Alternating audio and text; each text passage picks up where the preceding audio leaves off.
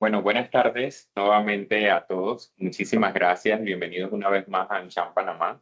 En nombre del Comité de Desarrollo Organizacional y el Comité de Sostenibilidad les damos esta cordial bienvenida a este conversatorio súper interesante.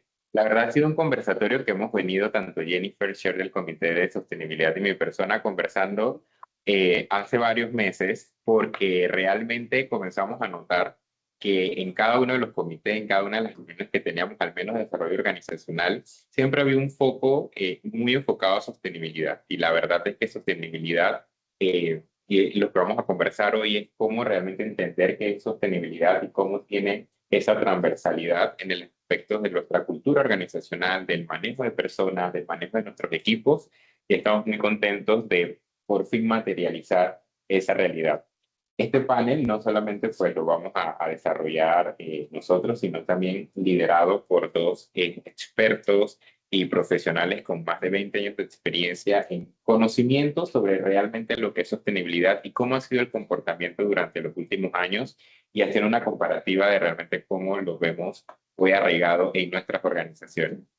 Hoy tenemos el tremendo honor de tener a Óscar Sosa de Terpel y también a Gustavo Manrique, quienes pues nos acompañarán como panelistas. Me permito unos pocos minutos para poder presentarles y darles la bienvenida, iniciando con Óscar. Óscar es ejecutivo con amplia trayectoria en sostenibilidad, relacionamiento institucional y asuntos públicos, así como gestión de grupos de interés, con experiencia en el diseño e implementación de estrategias orientadas a generar valor para el negocio, fortalecer la reputación corporativa y construir relaciones de confianza con stakeholders clave. A lo largo de su carrera en la organización Terpel, ha ocupado posiciones de liderazgo en sostenibilidad, relacionamiento institucional y asuntos públicos, integrando estas áreas con una visión estratégica de impacto empresarial y social. Actualmente, Oscar, desde su rol como líder de gestión humana y sostenibilidad de Terpel Panamá, impulsa una visión en la que la sostenibilidad y la gestión de las personas se convierten en habilidades de la estrategia empresarial. Y es justamente el punto que vamos a desarrollar hoy. Así que bienvenido, Oscar. Un placer tenerte por acá. Y de igual forma, pues aprovecho para presentar a Gustavo Manrique Salas. Gustavo, muchísimas gracias por acompañarnos. Gustavo es consultor, profesor y conferencista internacional radicado en Panamá, especializado en comunicación estratégica y manejo de crisis. Fundador y socio consultor de Semiotic Consulting, cuenta con más de 30 años de trayectoria, habiendo asesorado a más de 350 clientes corporativos y gestionado más de 100 situaciones de crisis. Actualmente ha pertenecido a distintos gremios y asociaciones importantes como DIRCOM Panamá, ANRE, y ha hecho un sinnúmero de publicaciones enfocadas en el liderazgo y sostenibilidad. Cuenta con una trayectoria académica, pero también ha traspolado su trayectoria a través de la docencia universitaria en prestigiosas universidades internacionales y también de Panamá. En este sentido, pues me complace darle formalmente la bienvenida a Oscar y a Gustavo. Gracias. Y a todos, pues, las personas que nos acompañan, muchísimas gracias por acompañarnos, por tomarse este lunch, este almuerzo, para hablar de sostenibilidad y sobre todo también a los que nos acompañan virtualmente, muchísimas gracias. Vamos a tratar de hacer este conversatorio, pues, de la forma más amena, de que podamos compaginar ideas, hacer un espacio de colaboración bastante interactivo y de igual forma invitamos a todos los que nos acompañan virtualmente a que puedan ir dejando sus comentarios y sus consultas. ¿Les parece si entramos entonces en materia? Buenísimo. Bien, bueno, yo les tengo una pregunta para iniciar esta sesión y para abrir un poco el panel, y es básicamente que cuando hablamos de sostenibilidad dentro de una organización, generalmente lo primero, o en mucho sentido, no solamente lo relacionamos con temas medioambientales, de responsabilidad social. Sin embargo, de la experiencia que han tenido tanto dentro de las organizaciones o también a nivel de la consultoría, ¿qué significa realmente incorporar la sostenibilidad como parte de una cultura organizacional? ¿Sí? Adelante, Gustavo.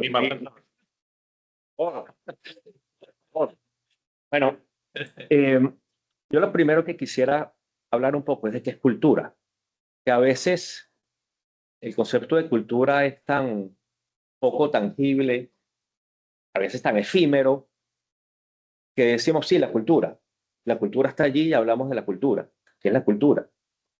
Entonces a veces pensamos que poner una cantidad de letreros declarando nuestra misión, nuestra visión, nuestros valores, ya hacemos una declaración de cultura y ya ahí hay cultura. Y nos alejamos mucho de realmente lo que significa la cultura desde el potencial competitivo de una empresa y desde lo que hace. Entonces, yo me atrevería a decir que la cultura básicamente son comportamientos.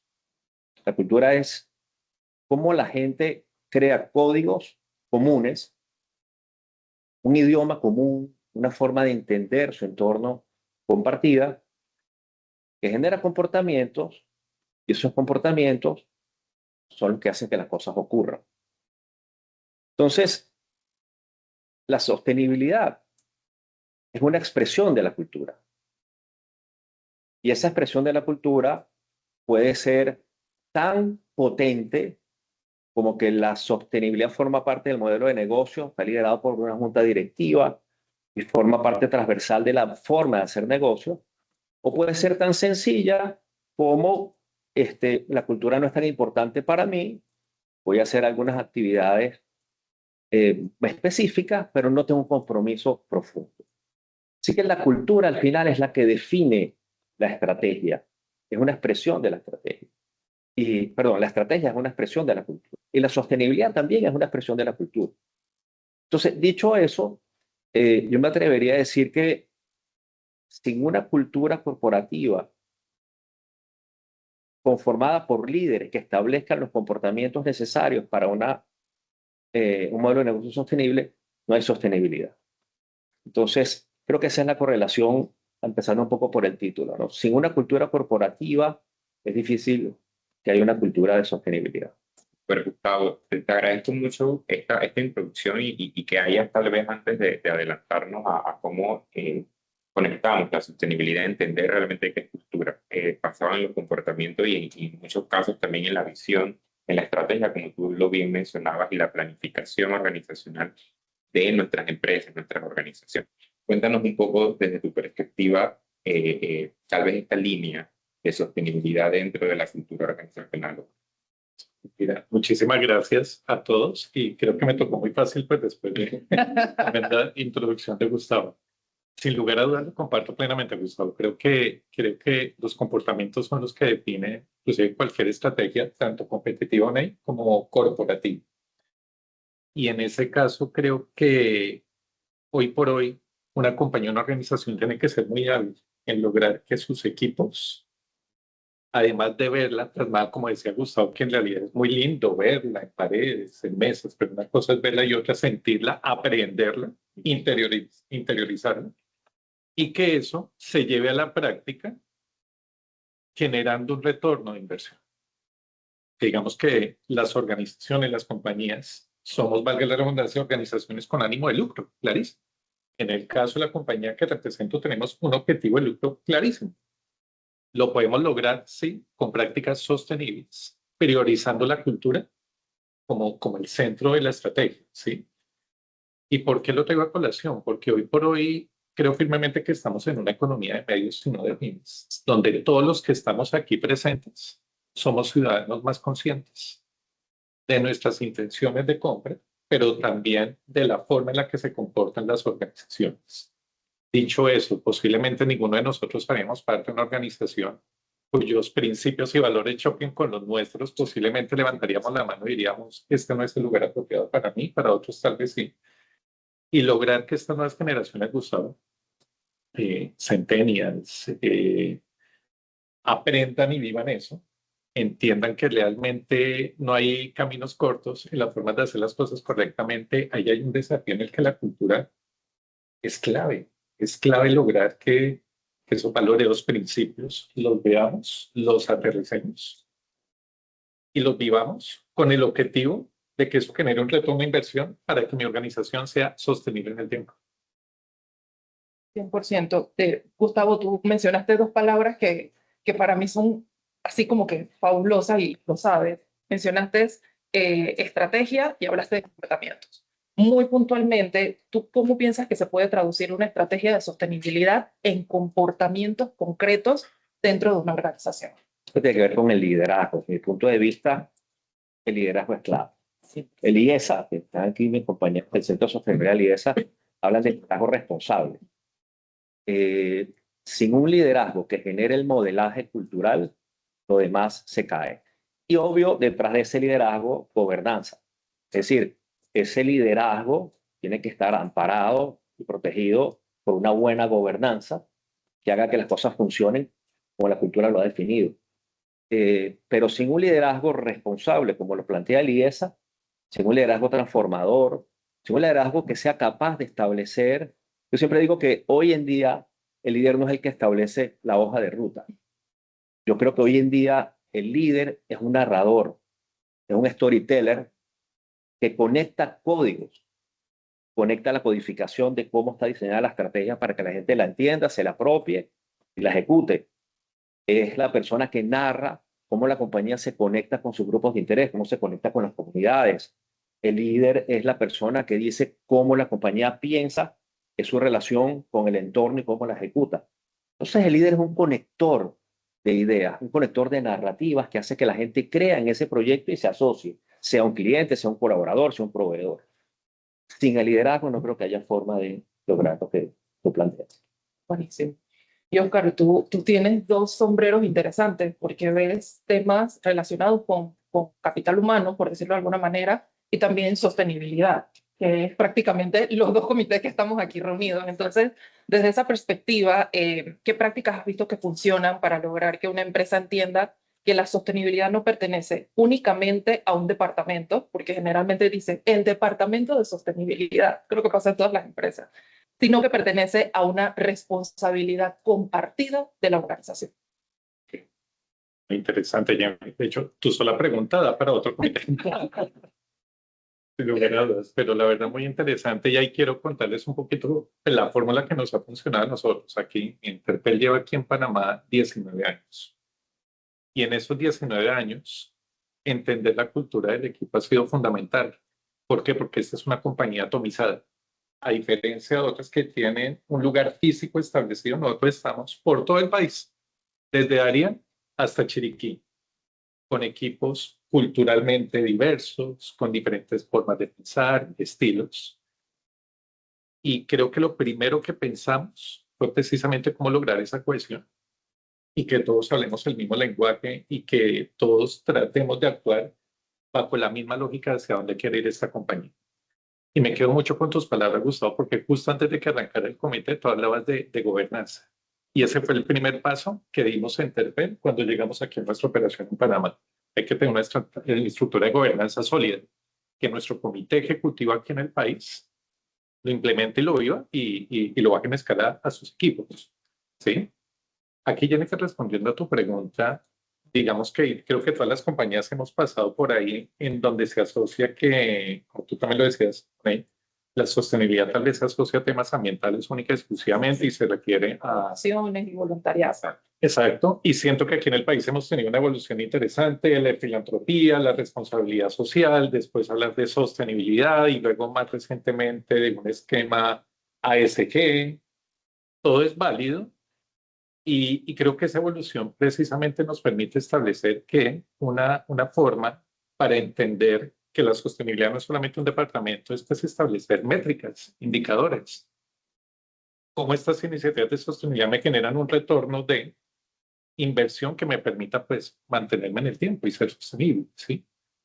Entonces, dicho eso, lo primero que hicimos fue definir muy bien nuestras políticas de gobernanza, tal como lo decía Gustavo. Dos, que nuestro comité ejecutivo lo entendiera y lo permeara, porque creo que el ejemplo pues entra por casa, ¿no? Si nuestros líderes pues no lo viven y no lo manifiestan, creo que es muy difícil. No es actuar en coherencia. Entonces, primero políticas, luego vivirlas y luego materializarlas. Y en el caso nuestro, hicimos una revisión reciente de esos valores y esos comportamientos de cultura para ver cómo los podíamos potencializar. Hicimos un experimento que lo denominamos pues principios culturales. Y hace un mes y medio lanzamos 5 principios culturales que no es nada nuevo a lo que veníamos haciendo, pero que le da como un refresh. Y esos principios culturales hacen referencia a que el equipo Terpel, entre otras características, debe ser ágil, debe ser innovador, debe poner a las personas en el centro, debe ser sostenible, sin lugar a dudas, y debe caracterizarse por trabajar como un solo equipo. Y creo que recientemente lo lanzamos, pero ha sido un refresh interesante, porque siento que ha permitido, por ejemplo, que pues todos puedan trabajar un poco más en llave.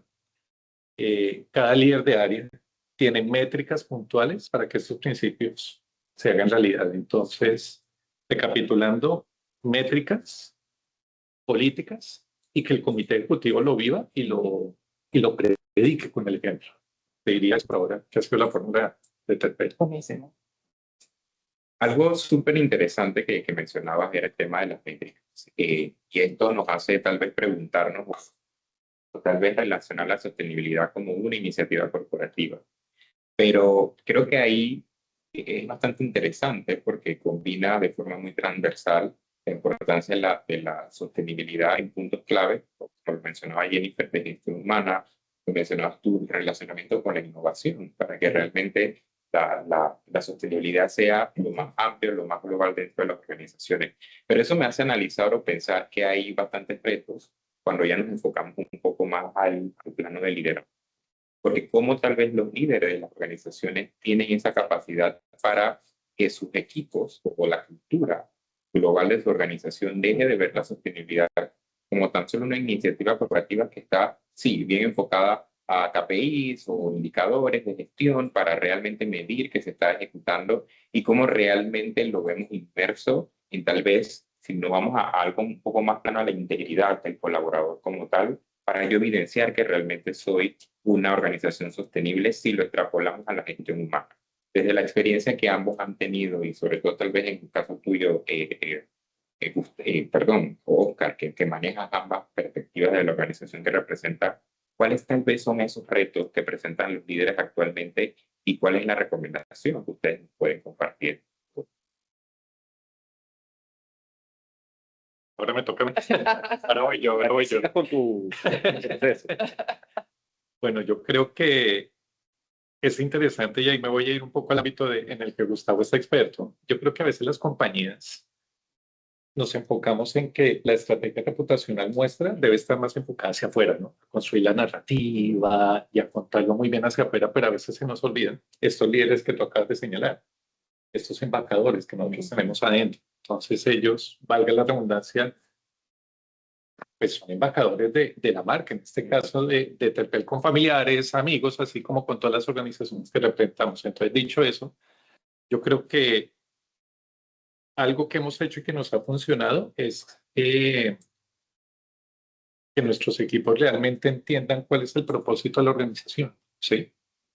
Porque eso a veces en las compañías se queda, Jennifer, guardado en los informes de sostenibilidad, que es la misión, la visión, y cuál es ese propósito. Entonces yo siento que si nosotros conocemos cuál es el propósito, eso le da, valga la redundancia, propósito a mi trabajo, ya sea desde gestión humana o desde el área financiera o contable, si yo entiendo que mi propósito, perdón, si entiendo el propósito de la compañía, eso le da más sentido a mi trabajo, me hace parte del engranaje, ¿sí? Eso sería un tema. Y el otro, hablando de métricas, por supuesto, y indicadores. Creo que una buena forma, nosotros estamos sacando unos indicadores de bienestar, de clima y de cultura, Gustavo. Entonces, recientemente nos metimos en esa tarea de poder establecer y tenemos unos indicadores de felicidad que vamos a mirar a ver cómo nos funcionan para ver si realmente lo que decimos hacia afuera, porque suena muy bonito, ¿no? Poder decir, en la compañía hacemos ABCD, pero hacia adentro no miramos. Entonces vamos a medirnos, lo que no se mide no existe. Y si nos medimos con regularidad, pues eso nos permite ser mejores, competitivos. Te diría eso por lo pronto. Yo complementaría lo que plantea Oscar. Yo creo que los seres humanos nos comprometemos con aquello en lo que creemos. Y realmente cuando yo creo en algo, el compromiso es exacerbado, es importante. Entonces, la pregunta es cómo yo logro que la organización, los miembros de la organización crean en el proyecto que la organización plantea, sea cual sea. Si se logra eso, que podemos traducirlo en identidad, y tú lo decías muy bien, siento que formo parte de, tienes probablemente el 50% de la batalla ganada, que es que la gente crea en el proyecto de la organización. Yo creo que ese es el gran reto ahorita, porque si bien es cierto que antes probablemente el mundo iba a una velocidad distinta, las estructuras organizacionales eran más estables. Hoy día vamos a una velocidad muy rápida, la adopción de los cambios tecnológicos es muy acelerada. Nos han vendido la idea de que estamos en entornos multigeneracionales con grandes brechas, cosa que creo que es un error. La otra vez estaba leyendo un informe que se llama Los Restauradores y planteaba que esos informes que nos vendieron de las brechas generacionales era un error porque lo que nos conecta son los valores, los principios, un propósito compartido que no tiene que ver en nada con una generación u otra. Una persona de 60 años puede tener el mismo propósito y la misma vocación de restaurar, de mejorar, dejar un mundo mejor que un muchacho de 20. Entonces hay una conexión que no tiene que ver con edades, sino con conceptos, valores, principios.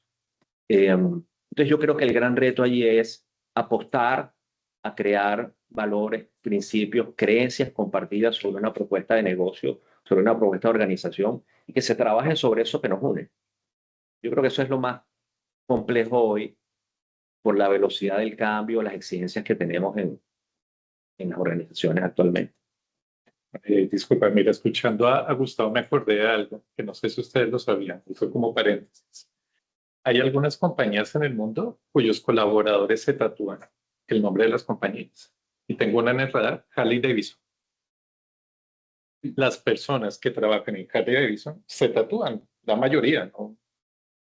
Es porque no llegar, no literalmente, pero para el que quiera, pero que nos tatuemos el nombre de la compañía, y para hacerlo es porque tienes un amor, porque crees firmemente en sus principios, sus valores. Entonces ese es el reto hoy, que nuestros equipos se tatúen en el alma, en sus comportamientos, eso. Y bueno, y el que quiera, bueno, que se lo... ahí, escuchándote. Así es. Se me vino esto. A mí, los dos han dicho algo supremamente interesante que me lleva a reflexión, y es, a veces hablamos de que hoy, por ejemplo, nosotros que trabajamos en empresas de servicios, productos, que el comprador o el cliente ha cambiado enormemente. Ya un cliente que antes buscaba una cosa, hoy busca otra, pero el mismo producto probablemente, pero ahora está evaluando diferentes cosas. Eso mismo está pasando con el capital humano. Entonces, desde esa perspectiva, por ejemplo, Gustavo, desde tu función como asesor de organizaciones, ¿tú consideras que tener una cultura de sostenibilidad muy bien establecida dentro de una organización marca una diferencia para que un candidato elija esa empresa para hacer una carrera, para hacer futuro? Y luego, Oscar, desde tu perspectiva entonces, como una persona que ve temas de capital humano y de sostenibilidad, ¿consideras que esto marca una diferencia también en los candidatos que ingresan? Yo no soy experto en recursos humanos, pero soy bastante intuitivo en algunas cosas. Yo creo que cuando uno generaliza, uno comete un error, porque es lo que uno quisiera que fuera. Cuando uno dice, no, es que los hábitos de consumo de la población están cambiando hacia productos sostenibles. Eso es tan cierto, así como lo decimos. Yo creo que no. Yo creo que es lo que queremos que ocurra. Hay un porcentaje, el 5, el 10%, de una población que está más educada, más consciente y sí busca productos más sostenibles. Pero probablemente tengas un 80, un 75, un 60 que no. Entonces esas generalizaciones tienden a crearnos una expectativa de algo que allá afuera no está sucediendo, porque nosotros no las creemos como verdad. Y creo que este es el mismo caso. A mí me pasa mucho dentro de mi intuición, y disculpen porque hay gente de recursos humanos experta, pero cuando hablan del salario emocional, me parece muy cool el salario emocional. La gente quiere su platita en el bolsillo para pagarse sus propias emociones, no que me las dé la empresa. ¿Me explico? Entonces el salario emocional también es un tema, eso que tú dices, bueno, sí, es verdad que me den todos estos beneficios, pero que me pongan la platita en el bolsillo. No es que por el salario emocional me van a poner un salario de cuarta categoría. Yo creo que esas discusiones a veces nos las venden desde la perspectiva académica como el deber ser, pero no necesariamente todas son así. Y pasa lo mismo con la sostenibilidad. Oscar lo dijo claramente hace un rato. ¿Por qué las empresas invertirían en sostenibilidad? ¿Porque son buenas? No. Lo hacen porque hay un retorno de valor. Entonces la pregunta es, ¿cuál es ese retorno de valor? Bueno, el primer retorno de valor para mí es gestión de riesgos.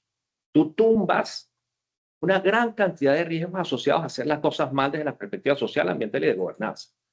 La gestión de riesgos en sí misma es un gran retorno de valor, porque te garantiza continuidad de negocio, te protege reputación, etc. Otro gran valor, atracción de talento. Por supuesto que sí.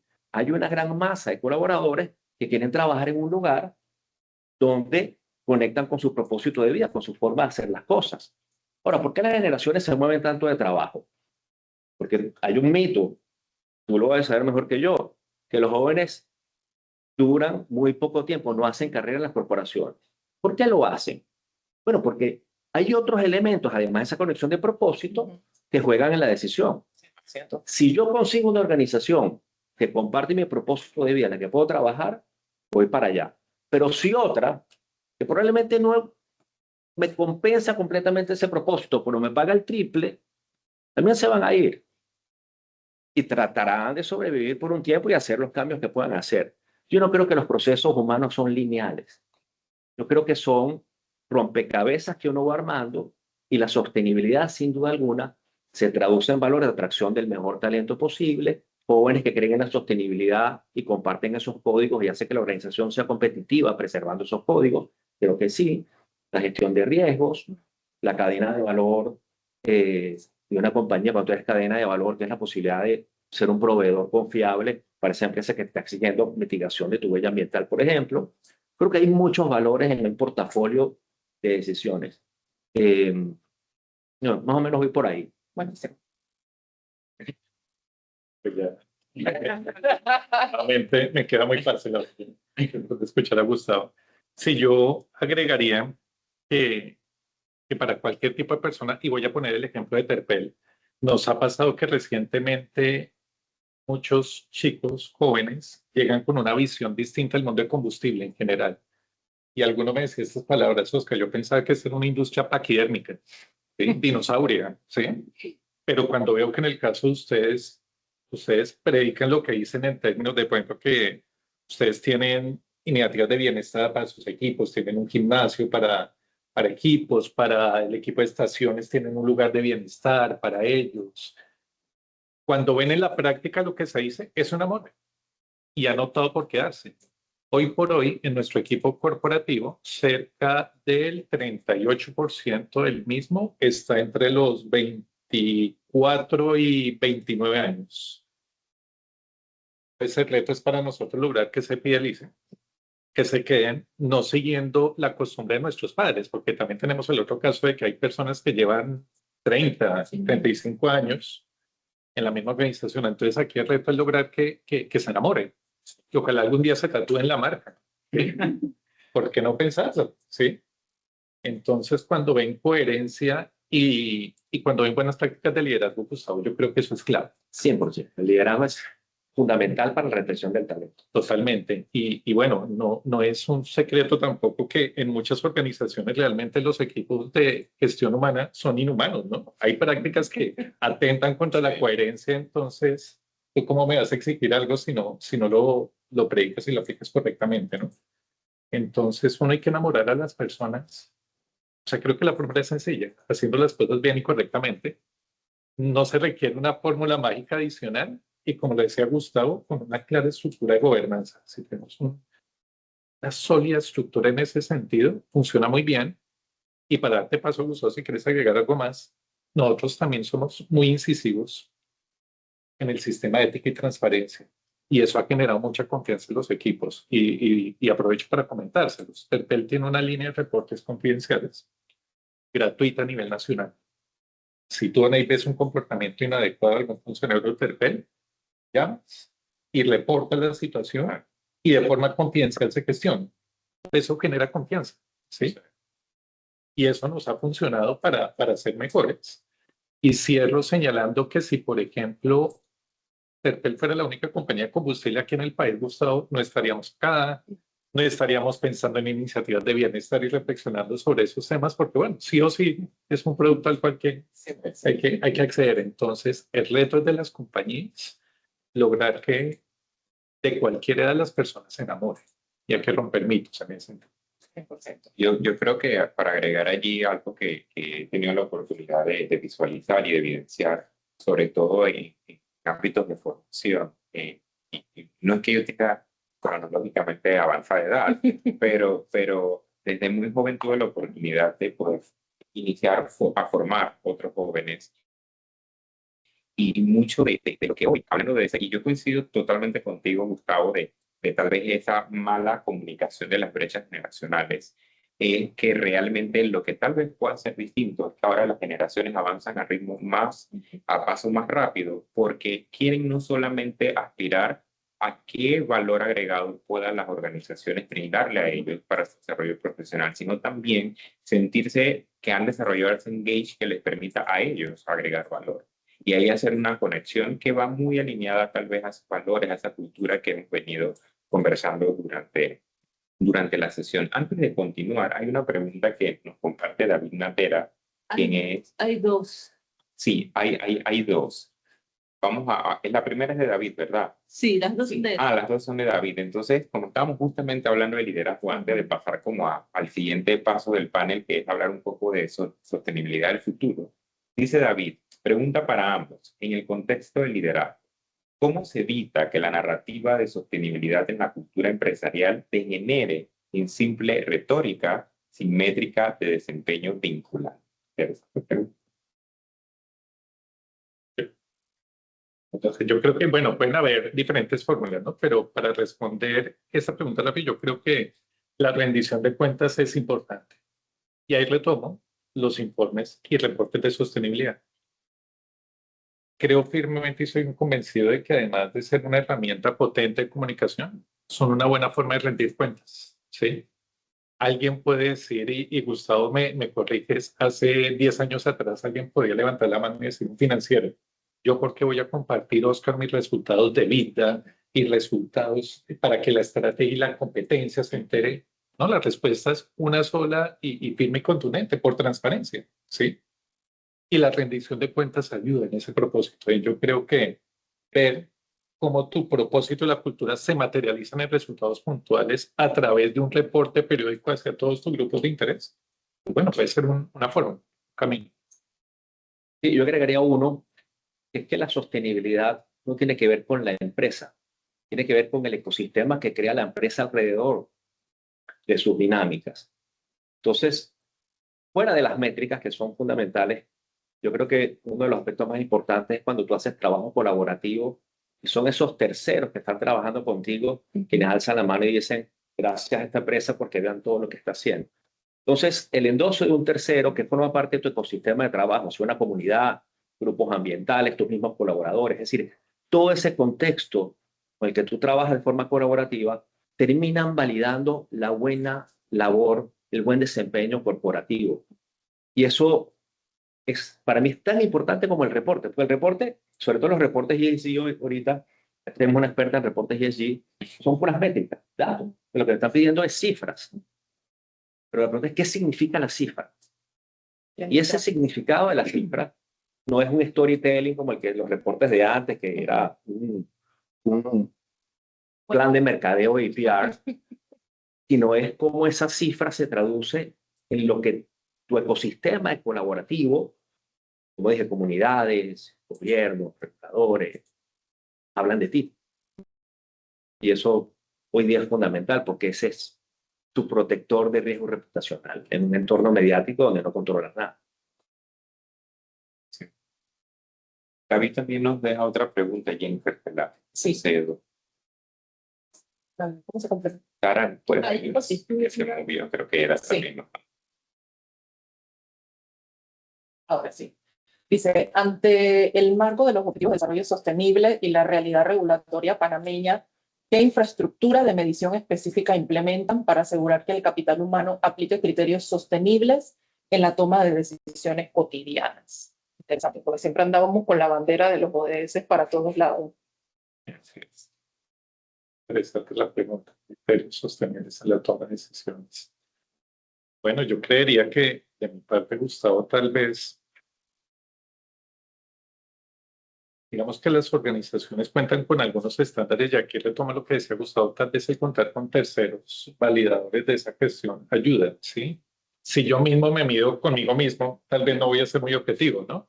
pero si acudo a esos terceros validadores que me pueden decir, oye, vas por buen camino, vas por mal camino, pues bueno, creo que puede ser una forma, Jennifer, de asegurar buenas decisiones en ese sentido. En términos de infraestructura de medición, bueno, pues digamos que yo diría que GRI es una buena forma pues, de tener algunas métricas en ese sentido. En el caso nuestro como organización TEPEL tenemos algunas métricas propias que nos permiten también interactuar con GRI para tener una estructura en ese sentido. Sí, adelante, tenemos acá una. Al hilo del último comentario de Gustavo sobre la importancia de impulsar esto en el ecosistema empresarial, me gustaría saber si conocen de prácticas concretas de las grandes corporaciones que están impulsando esto. Porque es que esta discusión en el mundo de las grandes corporaciones como Terpel es natural, son empresas sofisticadas, muy evolucionadas, pero el 80% o más de las empresas son pymes, empresas familiares. Quería saber qué tipo de iniciativas están haciendo para impulsar esto allí en el mundo de los proveedores, de los clientes, en ese ecosistema, que es donde está el grueso de la... Sí, a ver, no es fácil porque una pyme permanentemente está en estado de supervivencia, ¿no? ¿Cómo navego este año para no terminar con números rojos? Ese estado de supervivencia hace que tus prioridades sobre temas de sostenibilidad probablemente esté en un segundo plano. Pero a veces pensamos que entrar a hablar de sostenibilidad en una empresa implica grandes cosas. Realmente no son tan grandes. Con Aileen tuvimos la oportunidad de hacer un plan piloto en una compañía pyme. Aileen entró, creó un comité de sostenibilidad y empezó a mapear las cosas que la empresa estaba haciendo bien. Pues, ¿cómo es tu gobernanza? ¿Tienes una junta directiva? ¿Tienes, oye, unos comités? Sí, tengo todo esto. Bueno, ahí estás haciendo algo de los temas ASG, fundamental en la sostenibilidad. Después, ok, tú haces algo en materia ambiental, pero no hago mucho. Aileen buscó una organización ambiental, la conectó con la empresa para temas de economía circular, creo que era economía circular, ¿no? Y reciclaje, y comenzaron a trabajar allí en pequeñas cosas. Después temas de capital humano. Oye, tú tienes políticas de capital humano, políticas de remuneración, planes de carrera, etcétera. Sí, sí, tenemos todas estas cosas. Bueno, perfecto. Aquí hay temas de diversidad e inclusión, equidad de género. Sí, lo tengo, check. Perfecto. Y tienes temas de trabajo con las comunidades, haces algo, bueno, hacemos algunas cositas con las comunidades, tenemos un tema con el INADE. Cuando comenzamos a ver, teníamos un reporte de sostenibilidad. Y es una pyme. Entonces, yo creo que a tu respuesta, José, yo creo que las corporaciones grandes tienen recursos para hacer cosas grandes. Las pymes tienen recursos y hacen cosas para hacer cosas en su dimensión. Ya solo el hecho de estructurarlas y sistematizarlas en un pequeño reporte y trabajar con las multinacionales, ¿no? Realmente las más grandes, decirle, oye, mira, estoy haciendo esto, ¿cómo me puedes ayudar para avanzar? Ya es un gran paso. Y yo recuerdo un programa, creo que era Nestlé, que tenía un programa para apoyar a su cadena de valor en ese proceso de transformación. E invierte y las apoya. Entonces yo creo que las multinacionales sí tienen programas específicos. Uno lo que tiene que tratar es ser un poquito más astuto y tratar de ver, oye, yo le vendo a esta empresa, DHL, voy a tocarle la puerta a ver, le voy a decir que estoy haciendo todo esto y le voy a decir cómo me transfiere aprendizaje de lo que ellos hacen. Sí. Pero en las pymes es un reto porque, como digo, está en modo supervivencia y el tiempo para dedicar la sostenibilidad no es fácil. Crear un comité de sostenibilidad y que le dediquen tiempo tampoco es tan fácil. Pero yo creo que se puede. Aileen lo logró. Si una gran corporación que su cliente les dijera, miren, este tema para nosotros es importante, alíñense con esto, podrían caminar más rápido. Sí, totalmente. Yo creo que es muy importante y es una responsabilidad. Y creo que entra también del marco de sostenibilidad de las organizaciones. Es realmente también estar abiertas a crear espacios de colaboración e integración, tal como lo mencionaba Oscar. No solamente ver esto como transparencia, sino también ver en qué acciones clave ayudan, como lo mencionaban, en el ecosistema. Al final hay un ecosistema corporativo, empresarial, estratégico, pero que todo va alineado al impacto social de las comunidades, de donde nos desarrollamos y sobre todo el enfoque que tiene hacia el país, hacia la región. Entonces, yo creo que es parte de la responsabilidad y también de esos procesos de sostenibilidad, como lo hemos venido conversando, que van desde un entorno completo. Y ahí vuelvo al punto de la integridad de la cultura de la organización y cómo eso apunta a todos los espacios, a todos sus stakeholders, tanto de su colaborador, desde sus proveedores, desde toda la función. Y yo creo que hay empresas, Terpel, otras que han mencionado que sí lo evidencian, pero todavía hay mucho por recorrer, porque creo que parte del objetivo de lo que AmCham y muchos gremios hacen es justamente traer este tipo de mesas de discusión que nos permitan entender qué es lo que realmente es sostenibilidad, porque lamentablemente en las organizaciones todavía tenemos este concepto muy como un departamento encargado y no lo vemos como algo transversal y necesario en la organización. Antes de pasar a la siguiente, EDA, del canal de Panamá, EDA, muchas gracias por acompañarnos.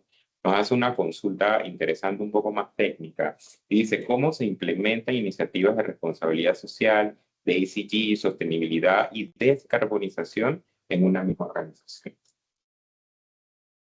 El gusto. Oscar seguro las tiene todas. Digamos que esta iniciativa nosotros se complementan y las actualizamos cada 5 años a través de algunos análisis de materialidad. Entonces, nuestro comité ejecutivo de país es el que lo lidera entre cada 3, máximo 5 años. Entonces, hacemos un mapeo, una actualización y esto lo ponemos pues en cascada y lo implementamos a todo nivel de términos pues de descarbonización, por ejemplo. Tenemos una iniciativa aquí puntual en el país que de hecho creemos que en el mediano y largo plazo se va a convertir en una línea de negocio totalmente rentable que se llama Terpel Voltex. Estos son los puntos de carga para autos eléctricos. Sí. Nosotros los llamamos electrolineras. Y son puntos de carga cuya energía proviene del parque eólico de Penonomé. Porque también aquí hay un poco de mitos con esta energía eléctrica, en ocasiones viene de plantas termoeléctricas que funcionan con carbón. Entonces tú dices, bueno, no hay coherencia ahí. Entonces, este es un ejemplo de cómo en términos de descarbonización, nosotros pues bueno, estamos mirando alternativas. Y para mí, por ejemplo, en esta compañía, el futuro de Terpel no va a estar en el combustible, va a estar en otras líneas diversificadas. Creo personalmente, por ejemplo, que una línea de negocio súper relevante va a ser Vaivén, por ejemplo. Creo que hacia allá está el futuro de esta compañía. Y a través de una línea como Voltex también puede ser.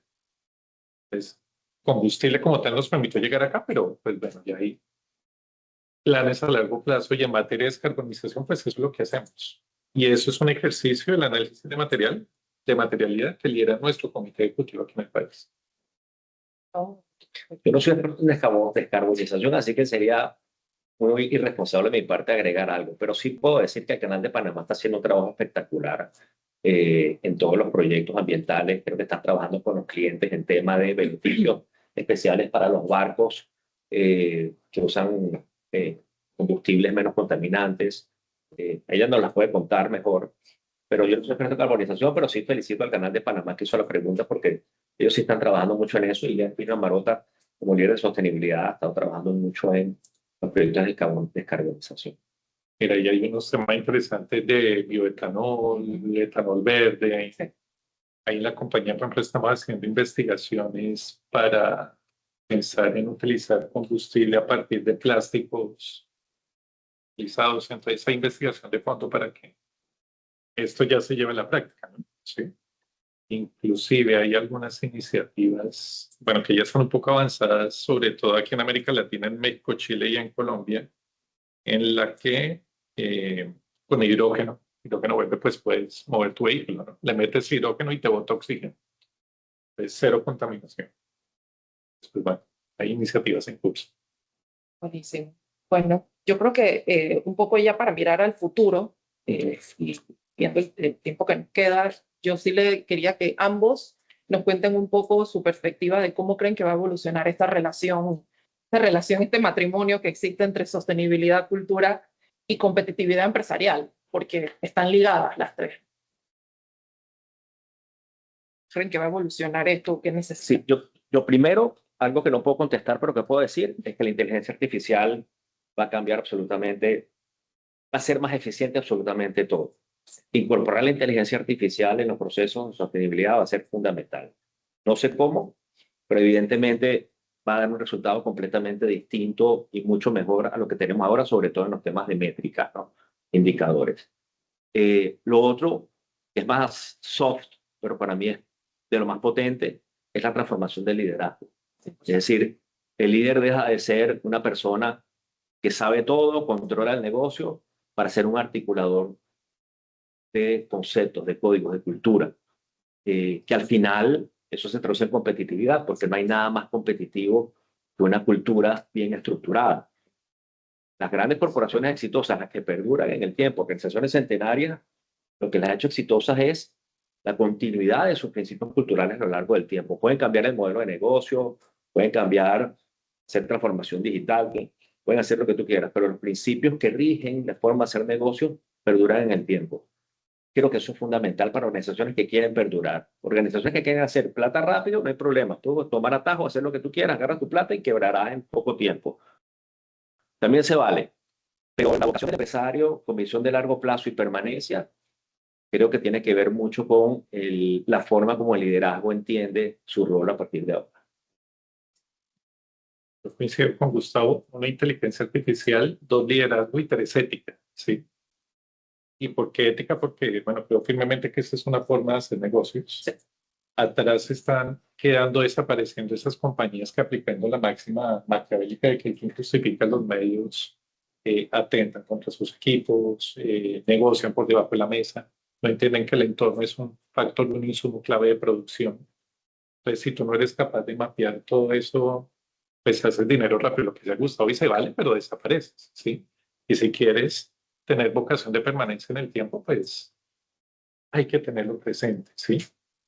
Hay algo en lo que, por ejemplo, en la compañía nos funciona, y es que cada vez que nos ampliamos comercialmente, hacemos unos diagnósticos de entorno sociopolítico, entendiendo claramente que ninguna organización puede ser próspera si su entorno no lo es, ¿sí? 100%. ¿Cómo podemos agregar valor si desconocemos cómo funciona el entorno, ¿sí? Y cómo lograr es que esa licencia social de operación pues realmente la gestionemos, la logremos, y lograr que, bueno, que al final de cuentas es intangible, Gustavo, porque a ti ninguna entidad te pide la licencia social, oye, Oscar, cumple con la licencia social, así como con tu licencia ambiental o legal o normativa. Pero tener eso nos ha permitido tomar buenas decisiones, ¿sí? Ir en buen camino. Entonces, sumado a lo que decía Gustavo, tal vez ética, eso sí me parece que lograr un sistema de gobernanza robusto, firme, también puede funcionar. 100%. Agregaría una, por última, ustedes que están en recursos humanos, que es el manejo responsable del talento. Y el tema de la inteligencia artificial, lo que nos está trayendo es una gran duda. ¿La inteligencia artificial va a sustituir el talento? Si yo tengo 100 personas, ahora quedarán 20 y el resto lo hacemos con inteligencia artificial. Y eso es una gran interrogante que todos tenemos, una incertidumbre que todos tenemos. Pero la otra vez estaba leyendo un artículo de Mari Barra. Mari Barra es la CEO de General Motors. Y el departamento de tecnología de General Motors sacó a 100 colaboradores, todo pues, y contrataron 60 para el mismo departamento. Y la respuesta que ella dio es, la inteligencia artificial, cierto que va a reducir probablemente el número de colaboradores, pero no sustituye a las personas. Lo que nosotros hicimos fue sacar a personas que no tenían las competencias para navegar en esta nueva etapa de inteligencia artificial y traer gente con esas nuevas competencias. Entonces no hay una sustitución del talento, hay una sustitución de competencias.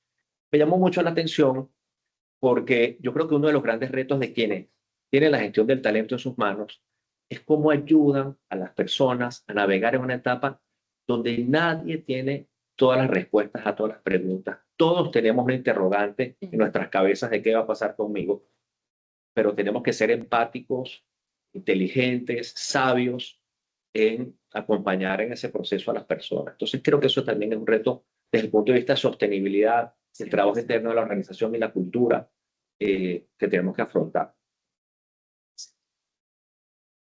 Bueno, creo que ya estamos en la recta final de la sesión. Antes, pues hay una pregunta más de David también, que nos agradece por la sesión y nos hace una pregunta. Dice, ¿disciplina, constancia o motivación, salario emocional? Y creo, Gustavo, para darte paso, Tal vez voy a responder de otra forma. Yo siempre he creído que cuando se tiene la posibilidad de conformar equipos, hay que tener 4 o 3 principales herramientas. Uno, poder identificar personas inteligentes sin lugar a dudas. 2, innovadoras. Y 3, íntegras. Si no tiene esa última, no nos desgastemos buscando las otras. Entonces, a eso yo diría bueno, creo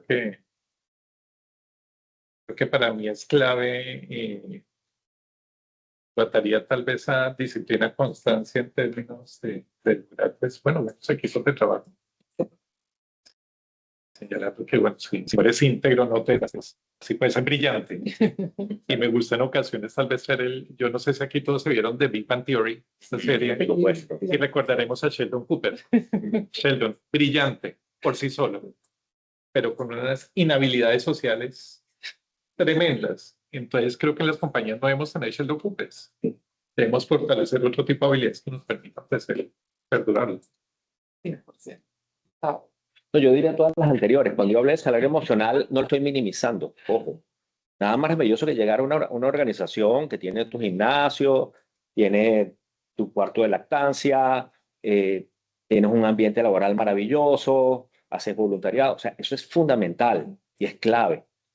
Complementado con lo otro de forma justa y correcta.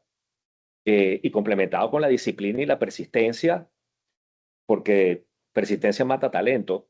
Pregúntenle a Rafael Nadal, por ejemplo. Totalmente. Entonces, yo creo que es todo junto, bien balanceado.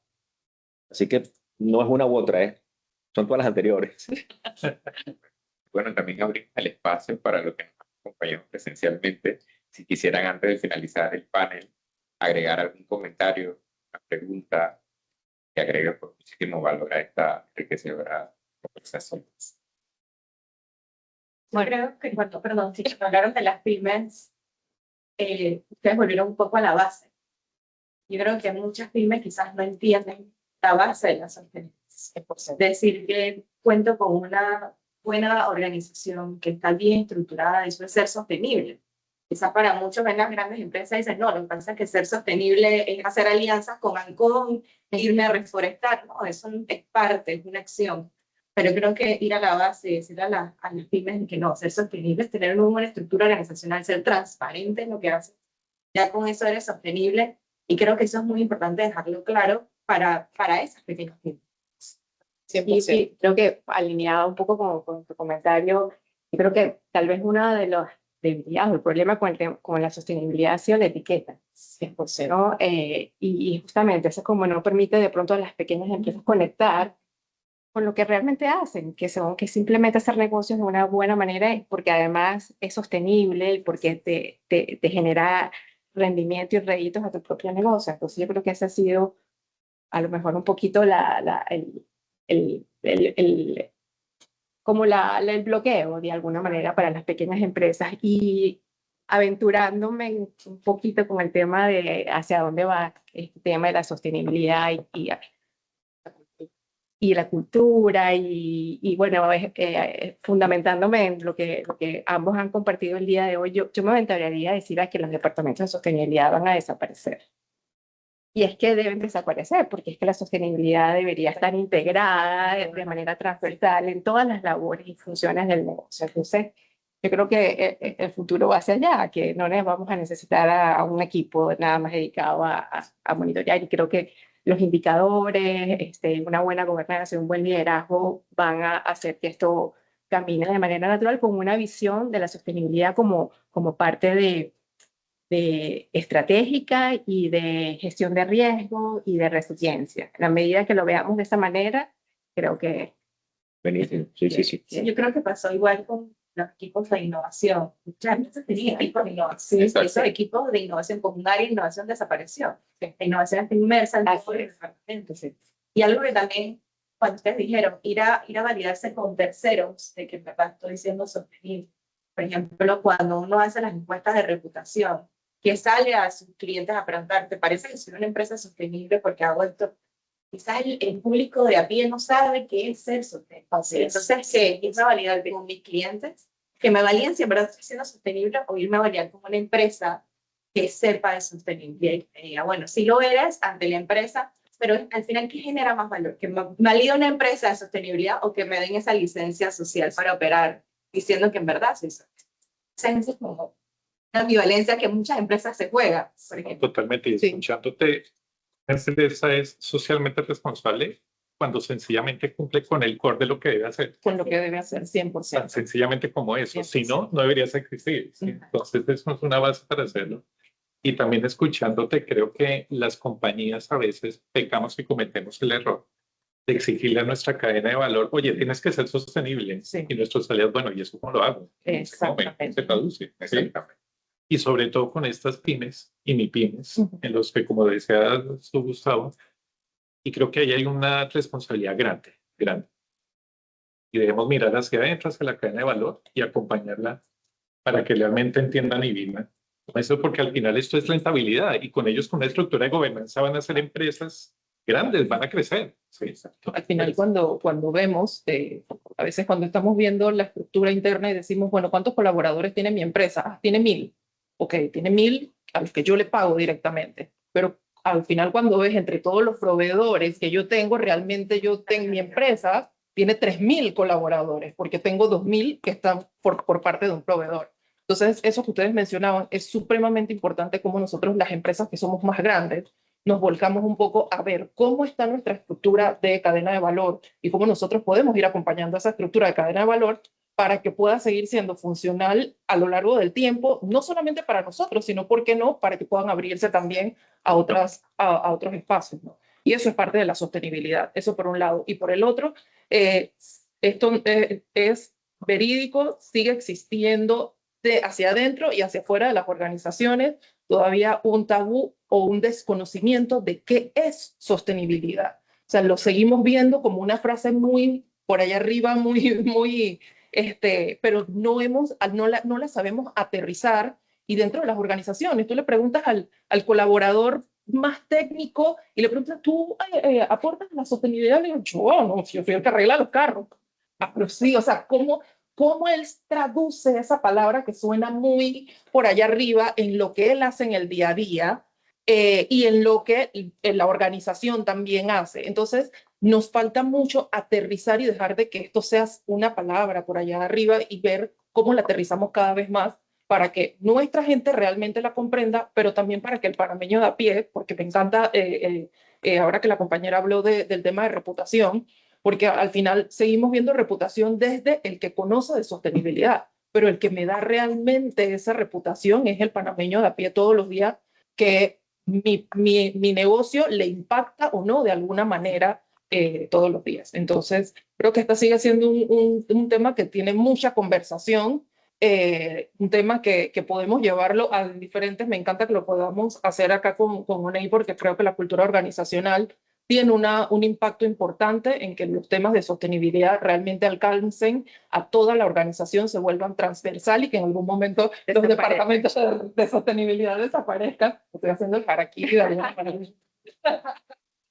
Pero yo creo que es importante porque al final queremos que nuestras empresas realmente sean sostenibles. Así que muchísimas gracias. Yo quiero dejar No, por supuesto. una cosita bien odiosa, la voy a dejar. Y además, bueno, para calentar un poco la mente y que nos quedemos pensando. Tarjeta roja a los departamentos de compra. Hay un problema que yo creo que atenta contra lo que tú decías, José Ramón, y son los departamentos de compra. Puedo sacar de allí, y ahí sí tengo una experiencia bastante amplia, puedo sacar de allí a las empresas familiares locales, puedo sacar de allí a las multilatinas, que son muy leales con sus proveedores, te ganas la confianza, te ganas la lealtad y te mantienen como proveedor y te llaman.